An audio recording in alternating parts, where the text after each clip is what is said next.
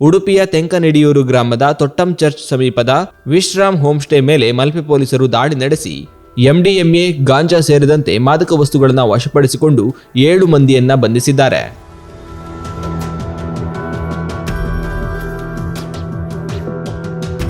Home ಸ್ಟೇನಲ್ಲಿ ಮಾದಕ ವಸ್ತುಗಳನ್ನು ಅಕ್ರಮವಾಗಿ ಸಂಗ್ರಹಿಸಿ ಸಾರ್ವಜನಿಕರಿಗೆ ಮಾರಾಟ ಮಾಡಲಾಗುತ್ತಿದೆ ಎಂಬ ಖಚಿತ ಮಾಹಿತಿ ಮೇರೆಗೆ ದಾಳಿ ನಡೆಸಲಾಗಿದೆ ಎಂದು ಪೊಲೀಸರು ತಿಳಿಸಿದ್ದಾರೆ. ಪ್ರವಾಸೋದ್ಯಮ ಇಲಾಖೆ ಹಾಗೂ ಪೊಲೀಸ್ ಇಲಾಖೆಯಿಂದ ಅನಧಿಕೃತವಾಗಿ ಹೋಮ್ ಸ್ಟೇ ನಡೆಸದಂತೆ ನೋಟಿಸ್ ನೀಡಲಾಗಿದ್ದರೂ ಹೋಮ್ ಸ್ಟೇ ನಡೆಸುತ್ತಿದ್ದ ಮಾಲೀಕ ಧನ್ವತ್ ರಿಕ್ವಿತ್ ಹಾಗೂ ಕೆಲಸಗಾರ ಬಸವರಾಜ್ ಮಾದಕ ವಸ್ತುಗಳ ಸೇವನೆಗೆ ಸಹಕಾರ ನೀಡಿರುವ ಆರೋಪದಡಿ ಬಂಧಿತರಾಗಿದ್ದಾರೆ. ಪ್ರಕರಣಕ್ಕೆ ಸಂಬಂಧಿಸಿದಂತೆ ಗೀತಾಂಜಲಿ ಜಿನಾ ಅವರನ್ನು ಕೂಡ ವಶಕ್ಕೆ ಪಡೆಯಲಾಗಿದೆ. ಈ ಸಂಬಂಧ ಮಲ್ಪೆ ಪೊಲೀಸ್ ಠಾಣೆಯಲ್ಲಿ ಪ್ರಕರಣ ದಾಖಲಾಗಿದ್ದು ಹೆಚ್ಚಿನ ತನಿಖೆ ನಡೆಯುತ್ತಿದೆ ಎಂದು ಪೊಲೀಸರು ತಿಳಿಸಿದ್ದಾರೆ.